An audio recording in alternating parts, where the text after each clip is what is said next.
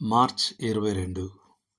నా నామ ఘనతకు ఒక మందిరము కట్టించుటకు నీవు తాత్పర్యము కలిగియున్నావు. ఆ తాత్పర్యము మంచిదే. రాజుల గ్రంథము 8వ అధ్యాయము 18వ వచనం. దావీదు హృదయంలోని గొప్ప కోరికలలో ఒకటి యెరూషలేములో యెహోవా కొరకు ఒక ఆలయమును కట్టాలని. అతను యుద్ధశాలి అయినందున ఆలయాన్ని కట్టడానికి అనుమతించబడడని ప్రభువు వర్తమానం పంపాడు. కానీ ప్రభువు ఈ ముఖ్యమైన మాటలను జోడించాడు. నీ హృదయమందు ఈ తలంపు కలిగినది మంచి పనియే.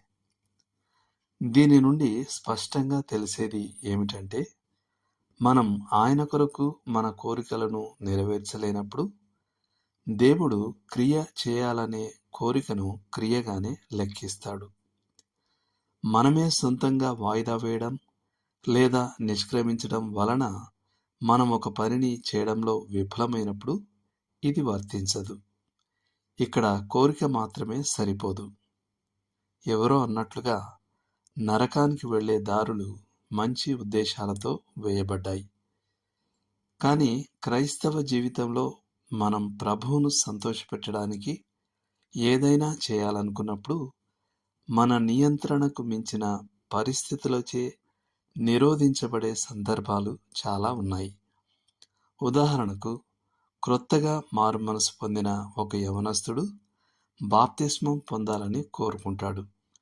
కానీ అవిశ్వాసులైన తల్లిదండ్రులచే అడ్డగించబడ్డాడు.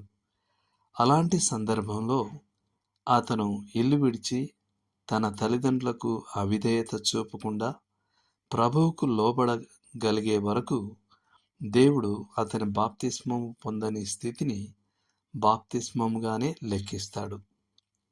ఒక క్రైస్తవ భార్య స్థానిక సంఘం యొక్క అన్ని కూటములకు హాజరు కావాలని కోరుకుంటుంది. కానీ ఆమె త్రాగుబోతు భర్త ఆమెను ఇంట్లోనే ఉండమని పట్టుపడతాడు. ఆమె తన భర్తకు లోబడుటకు మరియు ప్రభునామంలో ఇతరులతో కూడుకోవాలనే ఆమె కోరికకు రెండింటికి ప్రభువు బహుమానం ఇస్తాడు. ఒక వృద్ధ సహోదరి ఒక బైబిల్ సమావేశంలో ఇతరులు భోజనం వడ్డించడాన్ని చూసి కన్నీళ్లు పెట్టుకుంది. సంవత్సరాలుగా ఈ పని చేయడం ఆమెకు గొప్ప ఆనందంగా ఉండేది.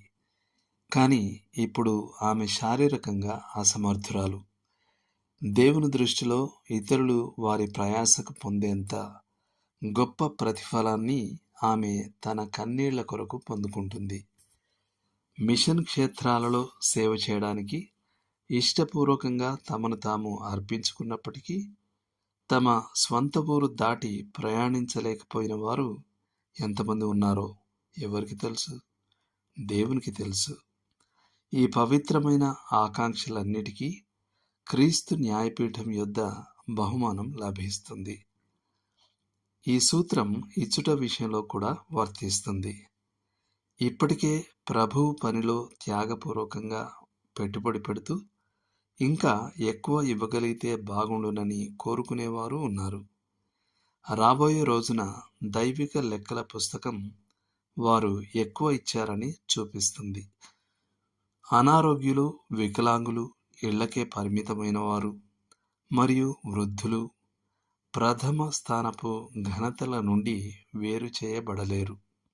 ఎందుకంటే ఆయన కనికరంలో దేవుడు మన సాధనల ద్వారా మాత్రమే కాక మన ఆశయాల ద్వారా కూడా మనకు తీర్పు తీరుస్తాడు. దేవుడు మిమ్మును దీవించును గాక. ఆమేన్.